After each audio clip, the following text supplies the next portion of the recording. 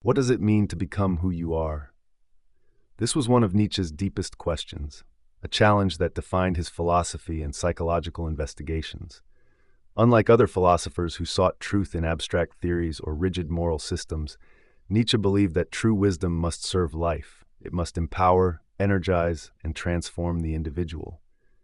For Nietzsche, modern humanity was trapped, torn between a chaotic inner world and the pressures of an external society that demands conformity. Most people fear looking too deeply within, avoiding the uncomfortable truths of their own nature. But Nietzsche believed that only those who have the courage to descend into the depths of their own psyche, who confront their darkest impulses and contradictions, can rise above the herd and shape themselves into something greater. This process of self-overcoming is not easy. It requires an intense engagement with history, an awareness of the psychological forces that shape us, and a willingness to challenge the moral and cultural values we have blindly inherited. It demands that we face not only our personal struggles, but also the existential crisis of modernity, an era in which traditional values have crumbled, leaving many adrift in nihilism. But Nietzsche does not leave us without a path forward. In his most radical idea, the eternal recurrence, he presents the ultimate test of life affirmation. And in his vision of the Overman, he challenges us to rise beyond good and evil, beyond the limitations of the herd, and toward a higher existence. So the question remains, will you take up the challenge? Will you dare to descend into the depths, confront your own chaos, and emerge stronger? Or will you remain with the herd, avoiding the burden of freedom? In this journey through Nietzsche's thought, we will explore what it truly means to become who you are, and why, in the end, the highest human being is the one who has learned not just to survive, but to dance. In 1888, a few months before the end of his most prolific and final period of writing, Friedrich Nietzsche wrote in Ecce Homo that a psychologist without equal speaks from my writings. This is perhaps the first insight gained by a good reader. Nietzsche viewed himself as the first true psychologist among the great philosophers. He wrote, "Who among the philosophers before me was in any way a psychologist? Before me, there simply was no psychology." His claim was grandiose, but history has, in many ways, vindicated it. Sigmund Freud, Carl Jung, and Alfred Adler, three titans of modern psychology, were all deeply influenced by Nietzsche's psychological insights. But unlike modern psychology, which often aims to help people function within society, Nietzsche's psychology was concerned with something greater, the transformation of the self. His investigations into the psyche were never merely theoretical. Nietzsche was not content with passive knowledge. He sought insights that could energize life, insights that would shake people out of their complacency and force them to become something more. As he wrote in On the Use and Abuse of History for Life, "I hate everything that merely instructs me without augmenting or directly invigorating my activities." This is where Nietzsche's challenge begins. He was not merely interested in analyzing the mind. He wanted to show how the mind could be harnessed, refined, and ultimately mastered. His goal was to discover how to fulfill the maxim that formed the subtitle of Ecce Homo, how one becomes what one is. This idea is echoed in The Gay Science, where Nietzsche asks, "What does your conscience say? You shall become the person you are." But what does this actually mean? What does it take to become who you are? The fear of looking within. Throughout history, countless thinkers have sought to understand the human mind, its tendencies, biases, potential, and nature. But Nietzsche argued that all who came before him failed because they were afraid to explore the depths within themselves. They were blinded by the unquestioned values of their society, shackled by inherited moral prejudices, and ultimately too fearful of what they might find. In Beyond Good and Evil, he writes, "All psychology so far has got hung up on moral prejudices and fears. It has not dared to descend into the depths. And this fear is not just a problem for philosophers. It is a modern epidemic. Today, people have more ways than ever to avoid looking within. The endless stream of entertainment, the curated perfection of social media, the distractions of consumerism, everything in modern life pushes us outward rather than inward. We are conditioned to fear silence, to avoid solitude, to numb ourselves with distractions. But what happens when you refuse to look within? when you ignore the unconscious forces that shape you. Nietzsche warns that those who refuse to confront their own depths become fragmented, weak, and easily manipulated. They remain at the surface of their psyche, living as mere reflections of external influences, industriously mindful of their common comedy and not at all of themselves. The descent into the psyche. Nietzsche, however, took the opposite path. In the dawn of morning, he wrote, "I undertook something that not everyone may undertake. I descended into the depths. I bored into the foundations." This descent is not without danger.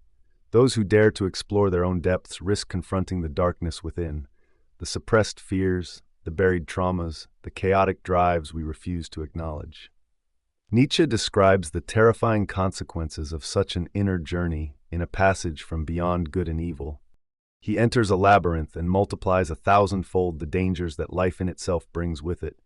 Nobody can see how and where he loses his way, becomes solitary, and is torn to pieces by some cave minotaur of conscience.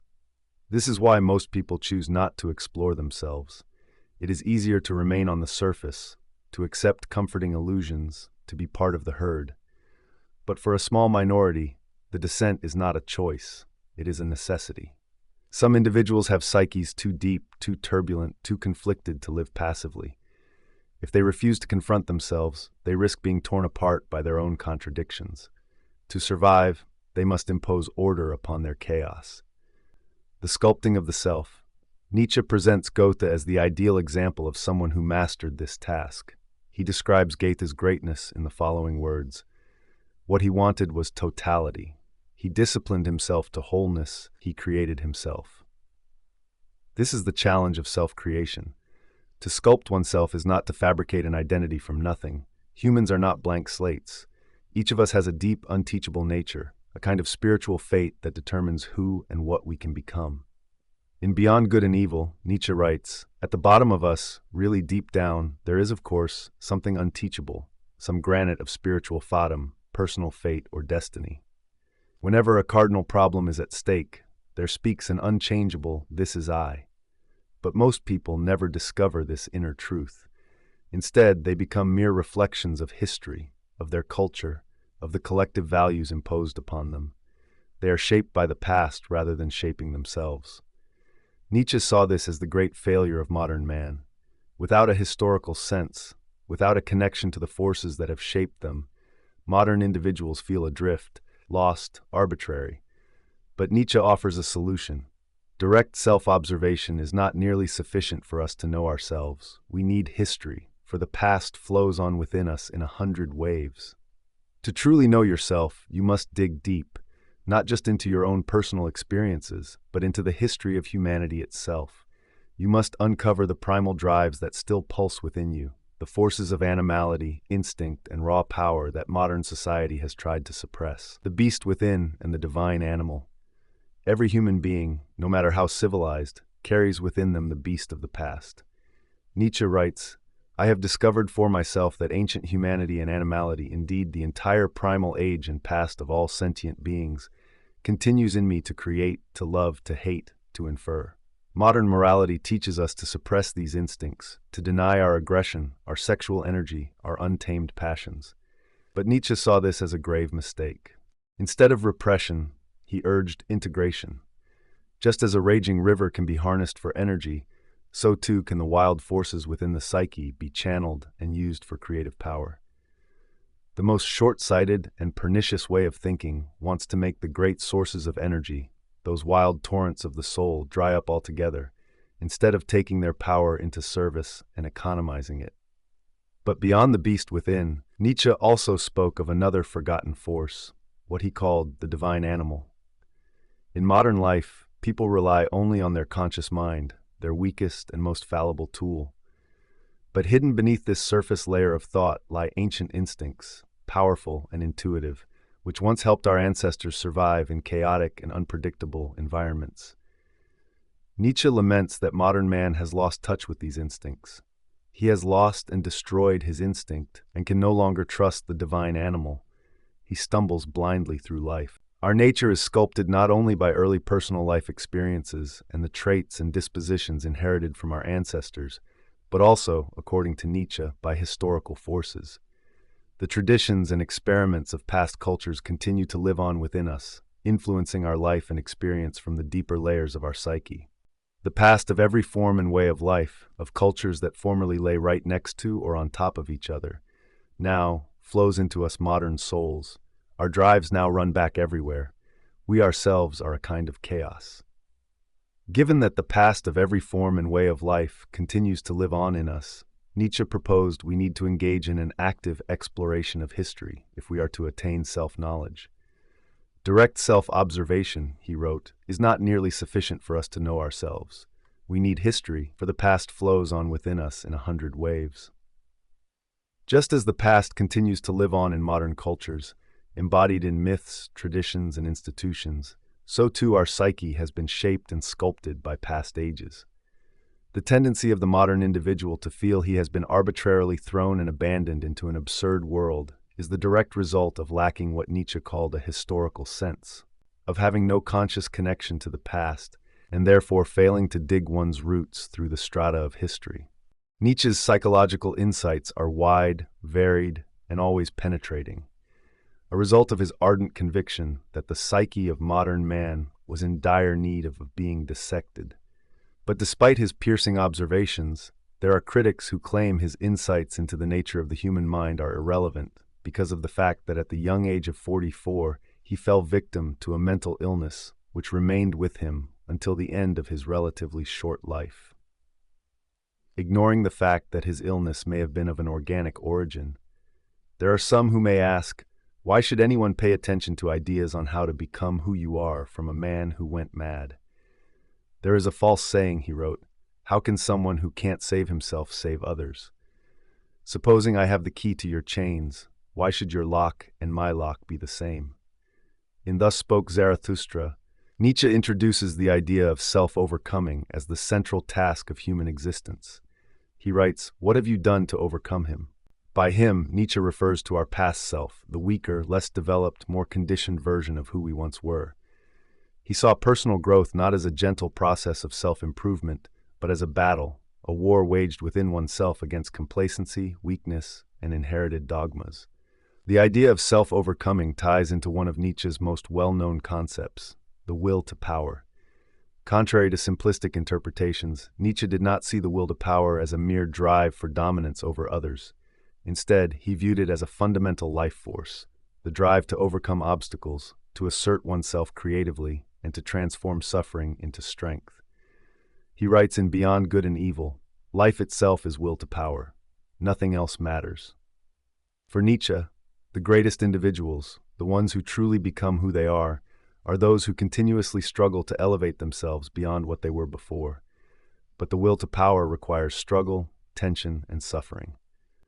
The role of suffering in becoming who you are. Modern society tends to view suffering as something to be avoided at all costs. Comfort, pleasure, and security are prioritized, and suffering is treated as an unfortunate byproduct of life rather than a necessary force for growth. But Nietzsche took the opposite approach. He saw suffering as essential for greatness. He writes, what does not kill me makes me stronger. Nietzsche saw suffering as a refining fire. Without struggle, one remains weak, static, and mediocre.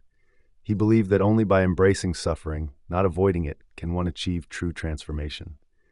In The Gay Science, he writes, you must be ready to burn in your own flame. How could you rise anew if you have not first become ashes? This idea connects deeply with Nietzsche's admiration for tragedy, particularly the ancient Greek tradition. He saw the Greek tragedies as a celebration of human resilience, depicting heroes who suffered deeply, yet grew stronger as a result. Nietzsche's own life reflected this philosophy. Plagued by chronic illness, personal betrayals, and social isolation, he turned his suffering into wisdom rather than despair, integrating chaos. The balance of Apollo and Dionysus. Nietzsche often spoke of two opposing forces within human nature. Apollo, representing order, reason, and structure, and Dionysus, embodying chaos, passion, and destruction. He believed that to truly become who you are, you must learn to integrate these forces rather than suppress one in favor of the other. In The Birth of Tragedy, he writes, the highest state a man can achieve is a balance of these two drives, the Apollonian and the Dionysian. Too much order, Apollonian energy leads to rigidity, dogmatism, and a life devoid of passion. Too much chaos, Dionysian energy, leads to madness, self-destruction, and a lack of direction. But when these forces are properly integrated, an individual becomes something truly rare, a being who can impose form on chaos without losing their vitality. This idea is reflected in the figures Nietzsche admired: Goethe, Beethoven, and especially Napoleon. Napoleon, despite being a military dictator, was in Nietzsche's eyes a prime example of someone who embraced chaos yet imposed his will upon it. He was both an artist of war and a visionary, someone who embodied the will to power in its most intense form. Nietzsche urges us to do the same, to take the raw material of our experiences, our pain, and our chaos, and shape it into something meaningful. The danger of resentment and the slave morality. One of the greatest threats to self-overcoming, according to Nietzsche, is resentment, ressentiment. He observed that many people, rather than striving to elevate themselves, instead turn their suffering into bitterness and blame. Instead of taking responsibility for their own lives, they resent those who are stronger, more successful, or more independent. Nietzsche calls this slave morality. He argues that Christianity, socialism, and even modern democracy, in many ways, have fostered a morality of the weak, a morality that glorifies humility, obedience, and victimhood while condemning strength, ambition, and self-assertion. He writes in On the Genealogy of Morals, "The slave revolt in morality begins when resentment itself becomes creative and gives birth to values, the resentment of beings who, deprived of the direct outlet of action, compensate by an imaginary revenge." Instead of facing their own weaknesses, the resentful person convinces themselves that weakness itself is a virtue. They demonize those who pursue greatness and justify their own mediocrity. This, Nietzsche warns, is the true poison of the modern world, a world that seeks to tear down rather than elevate. To truly become who you are, one must overcome this tendency. One must reject the comfort of blame and embrace the struggle of self-creation. Nietzsche's ultimate vision of self-overcoming is embodied in the idea of the Übermensch, often translated as the Overman or Superman. This is not a biological evolution, but a psychological and spiritual transformation. The Overman is the individual who has completely freed himself from inherited morality, social conditioning, and personal limitations. Nietzsche describes the Overman as the one who creates his own values, who laughs in the face of suffering, and who turns his life into a work of art. He is the self-created man. Man is something to be overcome, Nietzsche declares in Thus Spoke Zarathustra. What have you done to overcome him? To become the Overman is not to reach some final state of perfection. It is a constant process of growth, destruction, and renewal. It is to live with a yes-saying attitude, to affirm life in all its struggles, contradictions, and absurdities. Nietzsche's philosophy is not for everyone. It is not comfortable, nor does it offer easy answers. It is a philosophy of struggle, self-overcoming, and intense personal responsibility. But for those willing to take up the challenge, it offers something no other philosophy does: the path to true self-mastery. To become who you are is to take your suffering, your chaos, and your limitations and forge them into something higher. It is to reject comfort in favor of growth, to reject resentment in favor of power, and to reject conformity in favor of authentic self-expression. Become hard, Nietzsche advises in Twilight of the Idols. The journey is not easy, but for those who dare to undertake it, the reward is nothing less than the highest achievement possible, the creation of oneself. His later writings. Nietzsche introduced an idea that he considered one of the most profound psychological and existential challenges ever posed to humanity: the concept of the eternal return. In The Gay Science, he asks, what if a demon were to steal after you into your loneliest loneliness and say to you, "This life as you now live it and have lived it, you will have to live once more and innumerable times more, and there will be nothing new in it, but every pain and every joy and every thought and sigh and everything unspeakably small or great in your life must return to you, all in the same succession and sequence." Would you not throw yourself down and gnash your teeth and curse the demon who spoke thus? With this hypothetical, Nietzsche presents a psychological test. If you knew that you had to live your life over and over again, exactly as it is, would you be able to affirm it? Or would the thought of reliving every failure, every mistake, and every moment of suffering fill you with dread? The eternal return is not meant to be taken as a literal cosmological truth, but as an existential challenge. It forces us to confront whether we are truly living in alignment with our highest potential. If the idea of eternal recurrence fills you with horror, then something in your life must change. You must become who you are in such a way that you could will your life to be repeated for eternity, without regret, looking into the abyss. Another one of Nietzsche's most famous warnings comes from Beyond Good and Evil. He who fights with monsters should look to it that he himself does not become a monster. And when you gaze long into an abyss, the abyss also gazes into you. Nietzsche understood that those who seek truth, especially about themselves, must be prepared for what they might find. The process of self-examination, of facing one's own inner chaos, is not without risk. Many people who attempt to explore the depths of their psyche end up consumed by what they uncover. Instead of integrating their darker nature, they become possessed by it. The very thing they set out to conquer ends up conquering them. We see this in figures throughout history: revolutionaries who become tyrants, visionaries who descend into madness, artists who are destroyed by their own demons. Nietzsche himself was not immune to this danger. His final descent into insanity remains one of the most tragic yet fitting conclusions to a life spent peering into the abyss. So how does one avoid this fate? How does one face the abyss without falling in? Nietzsche suggests that the key lies in one's attitude toward the struggle. Rather than being crushed by the weight of self-knowledge, one must learn to affirm it. Instead of letting suffering destroy you, you must turn it into fuel for growth.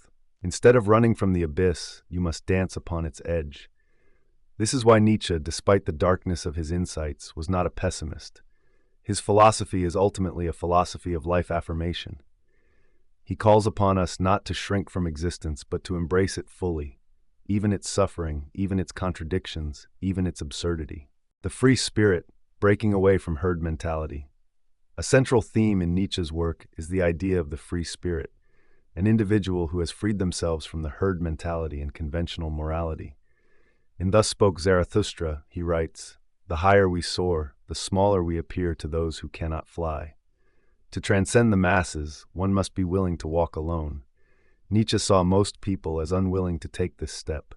Instead, they cling to traditions, ideologies, and societal norms that provide comfort but prevent true self-overcoming. The free spirit, on the other hand, is someone who has the courage to think independently, to question deeply held beliefs, and to create their own values. But this path is difficult. The free spirit will be misunderstood, ridiculed, and often hated by those who remain trapped in convention. Nietzsche warns of this danger in The Antichrist. A state of affairs is reached in which the higher kind of human being repels himself from society as from an illness or vice. Yet despite this isolation, Nietzsche sees the path of the free spirit as the only true path toward becoming who one truly is. The last man versus the overman. Nietzsche contrasts the overman, the highest potential of humanity, with what he calls the last man, a weak, passive, and uninspired creature that represents the future of civilization if it continues down the path of comfort and mediocrity. In Thus Spoke Zarathustra, he describes the last man: "No shepherd and one herd. Everybody wants the same. Everybody is the same. Whoever feels different goes voluntarily into the insane asylum." The last man is the ultimate product of a society that prioritizes security over greatness, pleasure over struggle, and conformity over individuality. He avoids pain at all costs, seeks only entertainment and comfort, and has no higher aspirations beyond mere survival. Nietzsche warns that modern society is moving toward this state. He saw democracy, consumer culture, and mass media as forces that promote mediocrity and discourage the pursuit of greatness. The choice, then, is clear. Do we become the overman, constantly striving for self-overcoming? Or do we become the last man, content with mediocrity and comfort? Revaluing all values, creating your own path. One of Nietzsche's most radical ideas was the need to revalue all values. He believed that the moral systems we have inherited, particularly those based on Christianity, were designed not to elevate the individual, but to suppress them. He calls for a complete reevaluation of morality, encouraging individuals to determine their own values based on their personal experience, strength, and will to power. No price is too high to pay for the privilege of owning yourself. This is what Nietzsche means when he urges us to become who we are. It is not about conforming to some external ideal, but about discovering and actualizing our own deepest nature. The Dionysian life, affirming existence in its totality. Nietzsche's final and perhaps most profound insight is the need to affirm life in its entirety. He saw existence as chaotic, often cruel, and without inherent meaning. Yet rather than despairing at this fact, he urges us to embrace it. This is the Dionysian attitude, the ability to dance upon the abyss, to say yes to all of life, even its suffering. I want to learn more and more to see as beautiful what is necessary in things. Then I shall be one of those who makes things beautiful. Nietzsche's ultimate vision is not one of nihilism, but of creative affirmation. He challenges us to take the raw materials of our existence, our struggles, our suffering, our limitations, and turn them into something meaningful. To become who you are is to take full responsibility for your existence. It is to shape yourself as an artist shapes a sculpture, imposing form upon chaos, turning life itself into a work of art. The path of self-overcoming.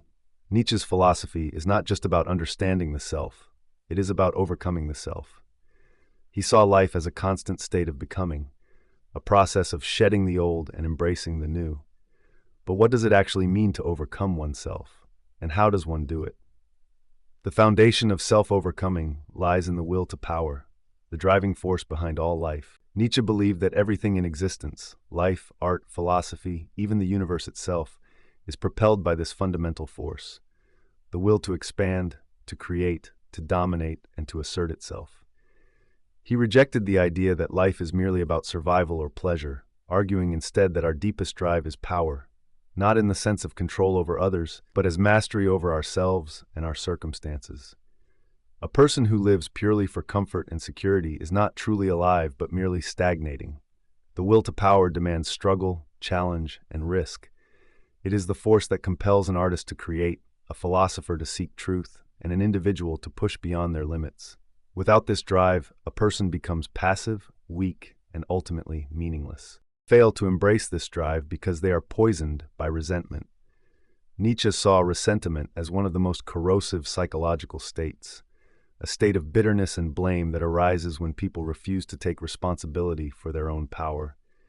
He saw this in slave morality, in ideologies that preach victimhood, and in individuals who justify their failures by making an enemy out of those who have succeeded. Nothing on earth consumes a man more quickly than the passion of resentment, he warned. Instead of channeling their will to power into self-overcoming, people trapped in resentment direct their energy toward tearing others down. But Nietzsche's challenge is to reject resentment entirely, to take full ownership of one's existence, and to stop blaming others, society, or fate. The only true path to self-overcoming is radical responsibility. However, taking responsibility for one's fate is not enough. One must love it. This is the meaning of amor fati, the love of fate. Nietzsche does not merely suggest that we accept our fate. He demands that we learn to embrace it, to see every event, every struggle, and every hardship as necessary. My formula for greatness in a human being is amor fati, that one wants nothing to be different, not forward, not backward, not in all eternity. Not merely to bear what is necessary, still less conceal it, but love it. This is a profound shift in perspective. Most people spend their lives resisting reality, wishing things were different, regretting the past, or fearing the future. But Nietzsche argues that true strength comes from embracing reality as it is. To say yes to all of it, the triumphs and the tragedies, the joys and the suffering, is the ultimate act of power. And with this acceptance comes the recognition that suffering is not something to be avoided, but something to be used. To live is to suffer. To survive is to find some meaning in the suffering. Nietzsche rejected the idea that a good life is one free of pain. Instead, he saw suffering as essential to growth. Without hardship, there is no strength. Without struggle, there is no overcoming. Consider the greatest artists, thinkers, and leaders in history. Did they achieve greatness through ease and comfort, or did they forge themselves in fire? Nietzsche's philosophy does not seek to eliminate suffering, but to transform it, to take the difficulties of life and turn them into fuel, to use pain as a catalyst for becoming stronger, wiser, and more powerful. Self-overcoming cannot be done in the crowd. Solitude is necessary. The higher we soar, the smaller we appear to those who cannot fly. The path of self-overcoming is a lonely one. Nietzsche warns that those who seek greatness will often find themselves misunderstood, alienated, and even hated. The herd does not tolerate those who break away. But solitude is not about escaping the world, it is about finding the strength to stand apart from it. It is only in isolation that one can truly hear their own thoughts, confront their own weaknesses, and carve their own path. This is why many of history's greatest minds, from Nietzsche himself to Marcus Aurelius to Nietzsche's own inspiration, Schopenhauer, valued solitude as a crucial part of self-mastery. And yet the final stage of self-overcoming is not cold detachment, it is joy. Nietzsche's vision of the Overman is not a rigid, emotionless being, but a dancer, someone who can take life's chaos and turn it into art. One of the most overlooked aspects of his philosophy is laughter. He does not want people to become bitter warriors, weighed down by the seriousness of their struggle. He wants them to dance, to laugh, to play. This is why Zarathustra, his great prophet, does not preach from a place of suffering, but from a place of joy. I would believe only in a God who could dance. The final test of self-overcoming is learning to laugh at existence, to take even suffering lightly, to be able to stand at the edge of the abyss and smile. This is the highest expression of the will to power, not just to endure life, but to celebrate it. And so Nietzsche does not offer an easy path. His philosophy is a demand, a challenge. Most people will choose comfort, they will choose security, mediocrity, and the illusions that keep them safe. They will reject struggle, avoid suffering, and refuse to take responsibility for their existence. But a few, those who are willing to become who they are, will choose something different. They will embrace the chaos, face the abyss, and take full ownership of their destiny. The final challenge, beyond good and evil. Nietzsche's philosophy does not end with self-overcoming. It pushes even further into an even more profound and unsettling question, the challenge of eternal recurrence. This idea is not just a thought experiment. It is a test, a demand, a way of measuring whether you are truly living as you should. Imagine that a demon visits you one night and tells you, "This life, just as you have lived it, you will have to live again and again for eternity.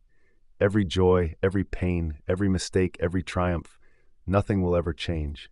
You will have to repeat it forever, down to the smallest detail." How would you react? Would you curse this fate, despairing at the idea of reliving your life over and over? Or would you embrace it? Would you be able to say yes, to desire this eternal repetition of your existence? This is the ultimate test of life affirmation. To live in such a way that if you were forced to relive your life eternally, you would not only accept it, you would love it. The question in each and everything you do, Nietzsche writes, is this: do you want this again and innumerable times again? The challenge of eternal recurrence is simple but radical. If you cannot say yes, then something must change. But most people will never even consider this question because they are too deeply embedded in the herd. Nietzsche saw the majority of humanity as living passively, avoiding deep self-reflection, and conforming to the values imposed upon them. The herd does not think, it follows. It does not create, it obeys. And worst of all, it resents those who dare to break free. This is why Nietzsche contrasts the herd with the Overman, the one who creates his own values, who refuses to be bound by the morality of the weak, and who is willing to stand alone in his convictions. The Overman does not seek comfort or approval, but strives toward greatness. He is not concerned with pleasing others, fitting in, or conforming to society's expectations. Instead, he forges his own path, becoming who he truly is. But modernity presents a new problem: nihilism. Nietzsche saw the modern world as one that had killed God, but had failed to replace him with anything meaningful. As religion lost its grip, Nietzsche feared that people would not rise to the challenge of creating their own values. Instead, they would fall into a void, losing themselves in pleasure, distraction, and meaninglessness. He saw the rise of mass culture, consumerism, and passive entertainment as symptoms of this decay. People no longer strive for greatness. They merely seek comfort. Instead of engaging in the struggle of self-overcoming, they surrender to mediocrity. This is why Nietzsche's ideas remain so relevant today. In an era where people numb themselves with endless entertainment, seek validation through social media, and live according to values dictated by the masses, his challenge is more urgent than ever.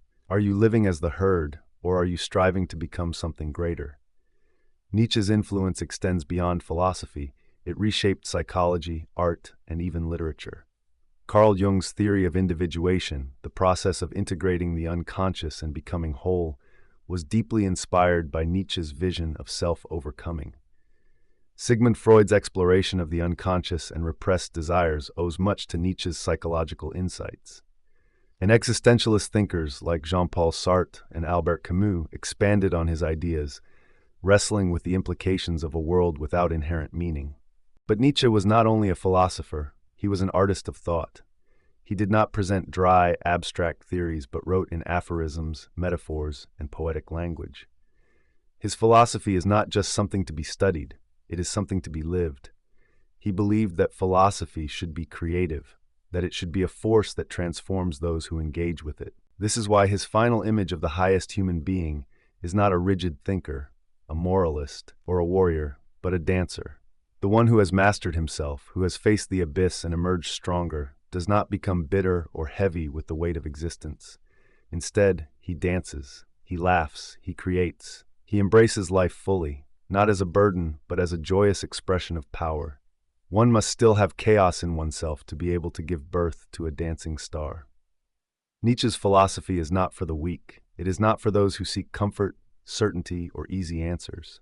It is for those who are willing to struggle, to question, to break free from the herd, and to create their own meaning.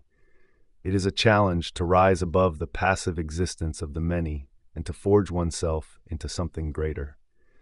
The question remains, will you accept the challenge?